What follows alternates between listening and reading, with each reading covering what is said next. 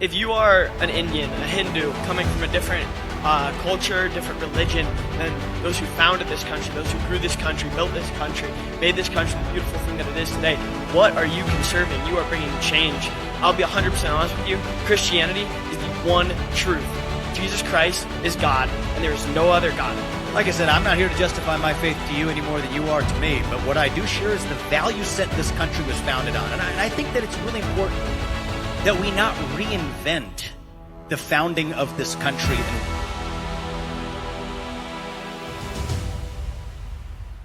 Was America founded on Christian principles and Christianity? And if we're conservatives, do we have to be Christian?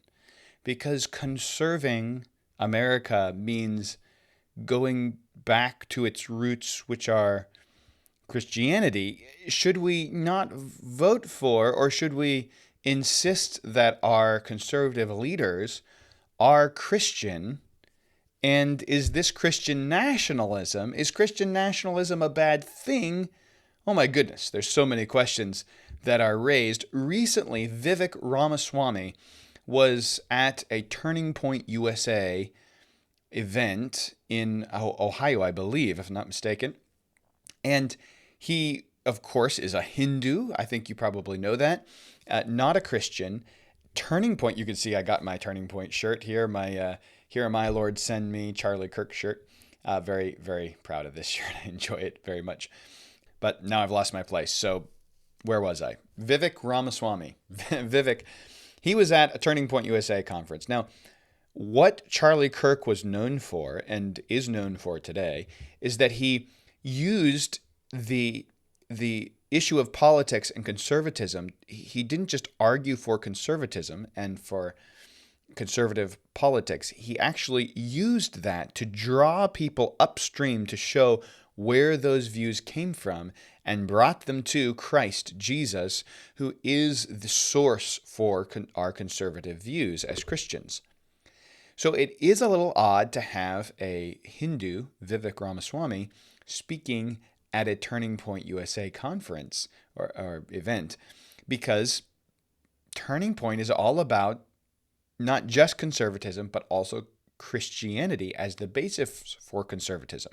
Now, that being said, Charlie Kirk was careful to build a coalition around conservative principles because we need friends in this movement to accomplish what we're trying to get accomplished. We want to be practical, and we know that to get things passed, we need to have friends beyond just the Christian conservatives. If there's other conservatives who we can hold hands with against abortion and hold hands with against other terrible policies, we'll do that. And probably electing President Trump is a good example of that. But is that right? And how far should we go as Christians? How political should we be? How much should we insist that our leaders are Christians in the conservative movement? Certainly we prefer them to be.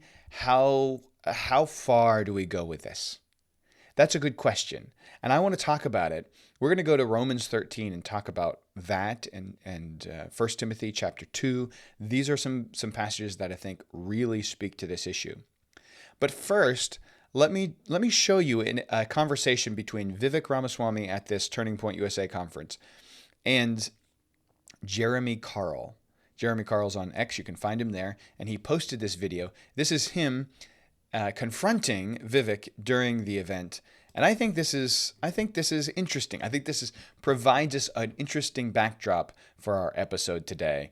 And again, the question is about conservatism and Christianity and Christian nationalism. How far do we go? Do we insist that our conservative leaders need to be Christians? That's a good question. Let's see how Vivek answers it. Hi, Vivek, you would profess to be a conservative, correct? I'm a proud conservative. If you are an Indian, a Hindu, coming from a different culture, different religion than those who founded this country, those who grew this country, built this country, made this country the beautiful thing that it is today, what are you conserving? You are bringing change. I'll be 100% honest with you. Christianity is the one truth. Jesus Christ is God, and there is no other God. He is part of the Holy Trinity, and any other God is a demon, and it's false. So, what are you conserving? That's a good question. Now, he's going on to declare the doctrines of Christianity. There is no other God. Jesus Christ is God. The Holy Trinity. These are good things. But I think his excellent point that he asks is, what are you conserving?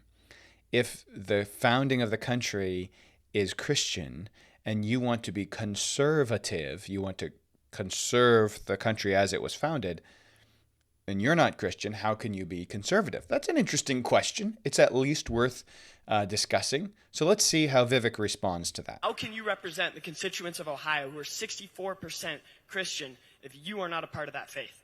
Like I said, I'm not here to justify my faith to you any more than you are to me, but what I do share is the value set this country was founded on. And I think that it's really important that we not reinvent the founding of this country.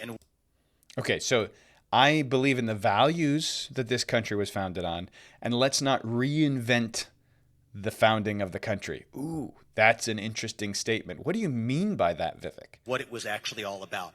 The Founding Fathers, they had an opportunity to write a religious code just like most other nations in human history.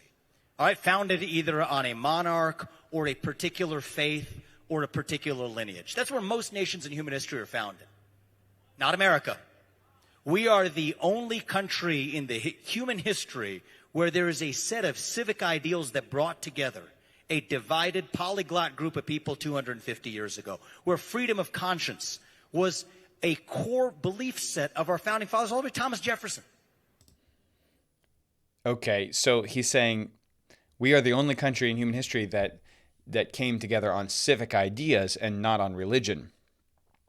Not on one form of Christianity, but they certainly came together on Christianity. All of the founding fathers would have considered themselves to be Christian. Now you might think that that's a terrible statement. They were deists. Actually, there's only a very few of the founding fathers that were deists, and they would consider themselves Christian. As deists in the 1700s would have thought themselves to be part of Christianity. So we'll talk more about that in a moment. But Vivek here is trying to swap the idea and say it's really about the morals, it's about the principles, it's not about the Christian faith. But Turning Point, Charlie Kirk and Turning Point was all about showing people that faith is the underlying principle beneath conservatism. So it's only reasonable that if he's going to speak at a Turning Point event, he gets a question like this. And I think he got several questions like this. I think that's good. You know who he is? You know what document he signed? The Declaration of Independence. Yeah, and what was his belief system? He was a deist. He was a deist. Our third president, the man who signed this nation into existence, was a deist. Do you know who Benjamin Franklin is? Yes. Do you know what his belief system was? He was Quaker, yes. He was also a deist, similar to Thomas Jefferson. But they would have called themselves Christians. Yes, they had deist beliefs. Yes, we can show that they wrote about deism, but they would still have considered themselves part of Christianity. So it's not like they were Hindu. Okay. So what I think that we often do is we talk about U.S. history. I have a better suggestion. Let's actually consider reading U.S. history. Consider studying U.S. history. Learn the founding of our country, and that's what made our founders, I believe, the most extraordinary people known to the history of man. We would do well to actually respect their legacy rather than to reinvent some sort of imitative version of every other nation in human history. That's not us. I'm sorry, that's what makes America great, and that's why I am proud to be an American. This is the country that I will die fighting for if I have to, because it stands for those ideals. Now, Vivek is he's an excellent speaker. He has some really great policies. So I'm trying to be careful because I don't want to criticize the guy too badly in that he has some great conservative principles. He's a good speaker. He's responding as best you can to this kind of question. I mean, how do you expect the guy to respond to this, right? I mean, he's not a Christian. He's not going to become a Christian on stage, and so he's trying to control the conversation. And what is he doing? He's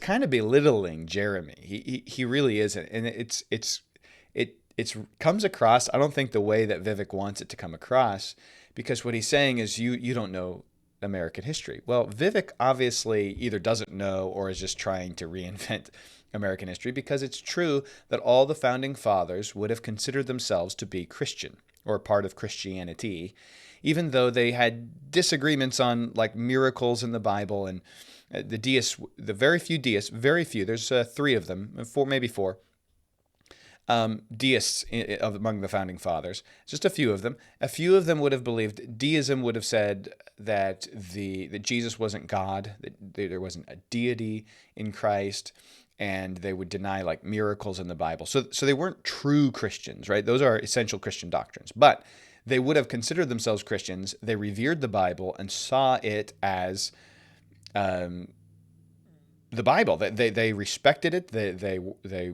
worshipped God. They believed in God. They believed that the Bible was His word. They just didn't believe that the Bible was just telling us about actual miracles or actual miraculous things. They thought that God started everything off and let it alone. And they may have disagreed on exactly how they viewed the Bible, how authoritative the Bible was, but they certainly revered it.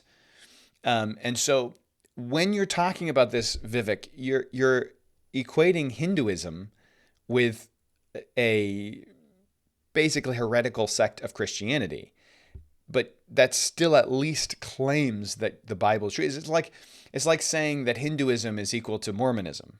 Mormonism that tries to be Christian, considers themselves to be Christian, even though they're incorrect about several important doctrines, and they aren't Christian. Christianity wouldn't call them Christians, but they consider themselves to be Christians, and they revere the Bible as they understand it.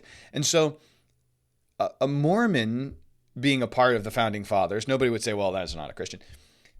They aren't, but technically you still have them founding a country that is based on their reverence for the Bible and their belief in what they believe to be Christianity. Do you see that? So that's different than a Hindu or another faith. It's a different sect, even a sect that's just so wrong that it's heretical, but it's a different sect of Christianity versus a whole nother religion. Those are two very different things, because Vivek believes in a whole different God. He does not even believe in the God of the Bible. Therefore, he cannot believe the Bible. He just believes the principles. Well, what Vivek needs to see is that the principles of conservatism that he loves stem from the Bible, and that they wouldn't exist without the Bible. And so Vivek needs to, the way he should have answered this should have been something like, though I'm not a Christian, I do recognize that the Bible has produced this glorious thing that I revere. And I am thinking more about this concept that from the Bible comes these glorious principles that are wonderful and have produced this wonderful country. But instead he says, no, it wasn't the Bible that produced this country. It was men who had good sense, and some of them weren't Christians, but they still got their ideas from the Bible, guys. They still revered the Bible, and they considered themselves to be Christians, even though they weren't true Christians. So you understand that? Like that's the differentiation we're making here. All right, let me let them finish, and then I'll take you to Romans 13 and show you why I think Christian nationalism, as I will define it, if I can define it, is a wonderful and good thing, and we should still vote for conservatives who hold to Christian principles, even if they aren't Christian, but we should prefer that they are Christian. Okay, so that's going to be my conclusion, but we're not there yet. We're only halfway through the episode. Let me let them finish. And that's why we're here.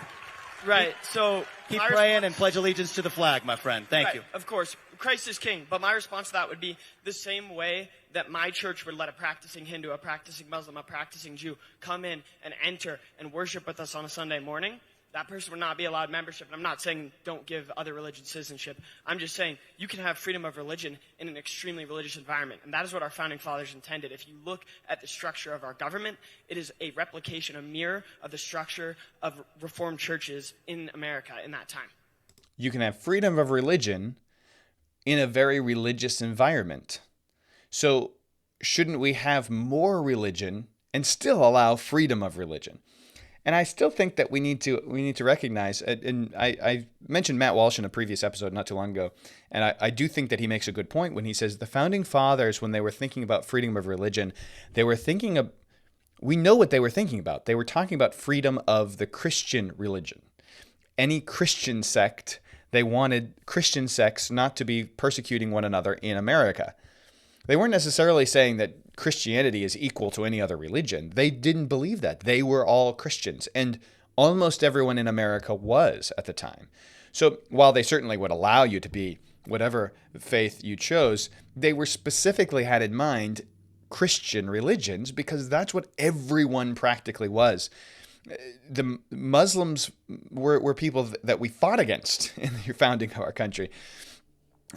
Hindus, there weren't Hindus in America. Okay, as far as I know, I'm not aware of any. Maybe there's a tiny group of them somewhere that I'm unfamiliar with. But generally speaking, at the founding of our country, we were all Christians or just atheists.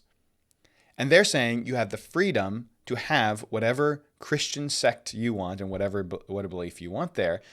And so Jeremy, again, is making a great point. He's saying it's still a highly religious society that we're talking about the country being founded out of. That's a great point. Absolutely. I think our nation was founded on Judeo-Christian principles. The question is, what are those values? They're the values enshrined in the Ten Commandments. Do we share those values in common? You're darn right we do. Okay, so that's a great point. I do believe that the country was founded on Judeo-Christian principles. It was Christian principles, let's just say it. Judeo-Christian is a nice way to kind of make it more broad. And I get that because, the Old Testament, you'll say, well, that's Judeo, and then the New Testament, that's Christian. Well, Christians accept all of it. So it's Christian principles. Judeo-Christian principles are Christian principles, which is the point. And so I think he's trying to broaden it a little bit so that he could, but it still doesn't fit Hindus. And he says, listen, the principles of the Ten Commandments, it's a lot bigger than just the Ten Commandments, but okay. Thank you, Vivek, for acknowledging the Bible. This is a better answer. You're right. We do recognize that it was founded on those principles, and I agree with those principles. That's a much better answer. I think that people of most faiths across this country share those values in common. What we're failing to do is actually standing for those values in the government as it actually runs. And so, what I suggest is study U.S. history, study what made the country great. And if you think Thomas Jefferson or Benjamin Franklin were not eligible to be founders or leaders of the country because they were deists, then you and I respectfully have a difference of opinion. If you think that Thomas Jefferson or Benjamin Franklin weren't eligible to be founders of the country because they were deists, no, I mean, they held to Christian Christian views. They got their beliefs and from the Bible, and they revered the Bible. So these aren't really equal ideas that a Hindu and a deist are somehow on the same level because they're both not Christian. They are both not Christian, and at the judgment before God one day, they are at the same level in that sense. But on the whole, as we're talking about the founders of our country, we're talking about people who thought themselves to be Christian, even the deists, which were very few of them, even the deists thought themselves to be Christian, revered the Bible, and thought that the Bible was the mold that they needed to build the country out of. And so a Hindu who recognizes the great principles of the Bible, that's wonderful. We applaud that. But we do want him to see where those principles come from, right? We do want him to be a Christian. So I'm not sure that Jeremy's tactic here is actually helping Vivek become a Christian, but we do want him to see that if he loves these principles, he must follow them downstream to Christ and see that Christ is the source for them. So the question about whether a non-Christian person should be a leader in the conservative movement, we'll get to in just a moment. Let me let Vivek finish. And yet the beauty of our country is we're still able to have that difference of opinion and still call ourselves fellow citizens. Thank you, my friend, all right? Thank you very much, Vivek. Have a great rest of your day. God bless you. Christ is King. Thank you, my man, all right? Keep praying. Thank you. Last question. We'll give you the final word, man. God bless and Christ is King. That's it. That was great. I love that. Jeremy, by the way, big round of applause for Jeremy. I don't know that Jeremy's perspective is necessarily my perspective exactly, and I don't know that his approach is necessarily my approach.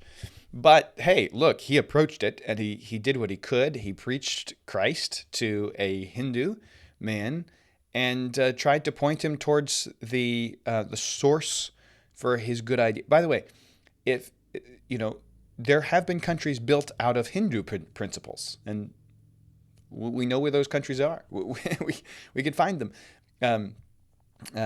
India and those sort of things, those sort of countries. And they don't produce what we have in America. What we have in America is a result of building a country on biblical principles. And so we're glad that Vivek is inconsistent with his faith by his principles. What we want him to do is to see that he's inconsistent and follow the obviously true conclusions he's made about conservatism back to their source. And we hope that he will do that. That, I think, is the goal, is that we would see these conservatives become Christians. Now, if they don't become Christians, should conservatives be electing non-Christians who call themselves conservative? I'm going to say yes, for the same reason that I voted for Donald Trump. But certainly, if I get the choice between a conservative Christian and a conservative Hindu, I'm going to choose a conservative Christian, because the conservative Christian has already followed those conservative principles that he has back to their source and found that they come from Jesus. And so he's a little bit further along on the journey. Okay, here's the reason why, though. Here's the reason why I think that Christians should be largely in support of Christian leadership in government, and why I think it's good to encourage and insist on Christian principles in our government. And let me take you for this to the book of Romans and chapter 13. Romans 13. Here's what it says. Put it up on your screen. Let every soul be subject unto the higher powers, for there is no power but of God. So higher powers, that's levels of authority. You have levels of authority. You have a level of authority that is your local town government. Then you have another level that's your state. Then you have a level that's the federal government. You have levels of authority. He says, let every soul be subject to the higher, whatever powers are above you. If you're in government, maybe you're subject to somebody above you. Wherever you are, be subject to the ones above you. Because there is no power but of God. So every governmental authority is an authority that is received from God. That's interesting. That's an interesting statement. The powers that be are ordained of God. So governments have authority to enact only the rules and orders that God says they have the authority to enact. The governments only have authority as God allows them to have authority. That's what's being said. Whosoever therefore resisteth the power, resisteth the ordinance of God. So if you resist governments, your governmental authority, you are resisting God. Well, wait a minute. What if they tell me not to preach in the name of Jesus? Like in Acts, when the disciples said, we ought to obey God rather than man, when their government was telling them not to preach in the name of Jesus, they said, well, yeah, but we ought to obey God rather than men. Yes, that is the exception. The rule is you obey government when government tells you not to do what God has commanded, or tells you to do what God has commanded you not to do. You say, well, I'm going to obey God rather than man. Why? Because the government only gets its power from God.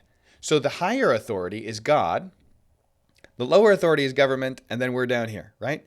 So if government disobeys God, we just obey God and ignore government. But if government's not disobeying God, we obey government. That's the rule. The exception is when government goes against God. Do you understand that?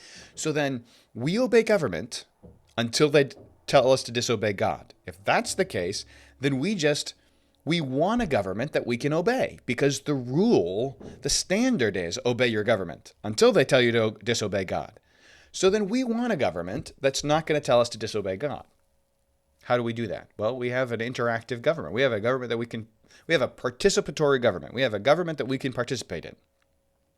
A republic, right?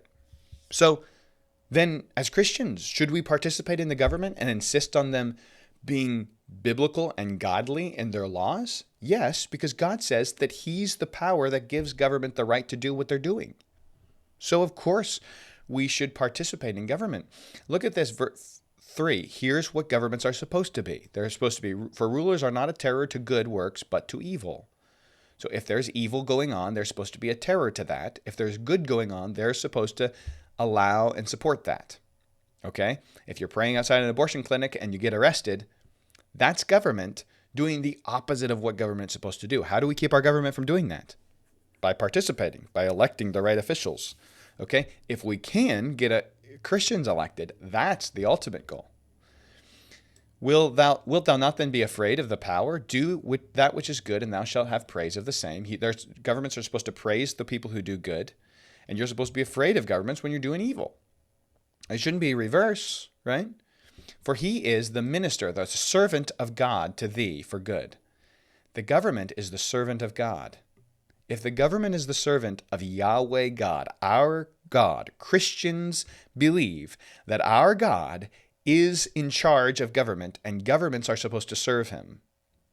So why should we not want Christian principles in our government? Of course we should, because the government is supposed to be a servant of God. Look what it says. But if thou do that which is evil, be afraid, for he beareth not the sword, meaning governments have the right to execute people. We'll talk about that in the next episode. But he beareth not the sword in vain, for he is the minister of God. He is the servant of God to do what?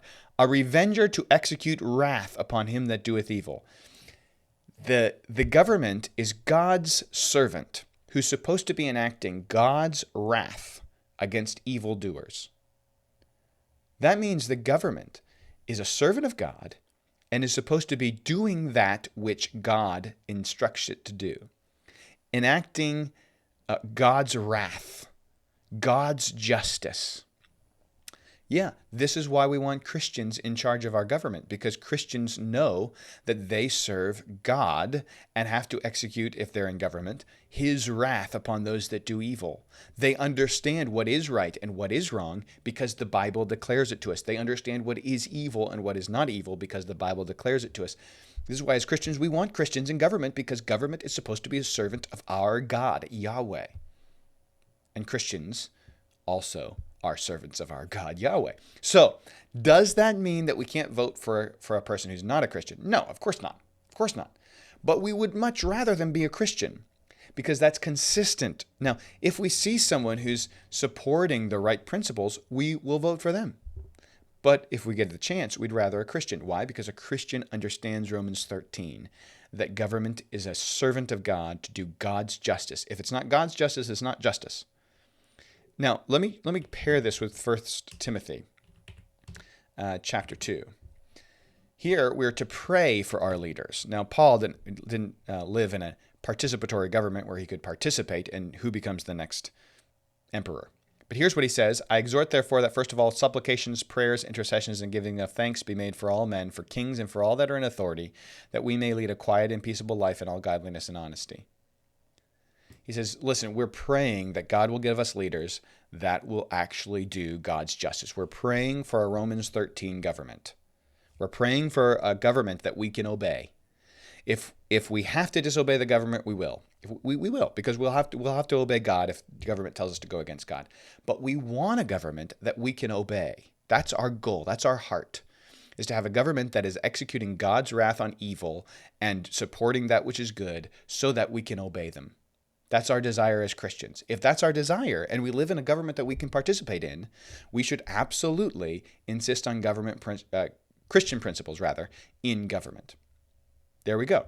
If we are to love and want and desire a Romans 13 government, then we should absolutely insist on government being a servant of God to execute God's wrath on those who are doing evil. If we say, well, I don't think that Christian principles belong in government, what we're doing is we're denying what Romans 13 says, that government is a servant to our God and only has authority as our God allows it to. And we're denying 1 Timothy 2, which says that we are to want and desire a government that we're allowed to obey because they're not telling us to disobey God. And that is why I don't mind the label Christian nationalist if somebody's going to throw it on me. But I will vote for anyone who has conservative principles. I'm just going to prefer a Christian, if at all possible. And I'm praying for Vivek Ramaswamy. I pray that he will change his mind and see that Christianity is true because of the obvious truth of conservatism. We'll see you next time right here on Point of View Scriptura.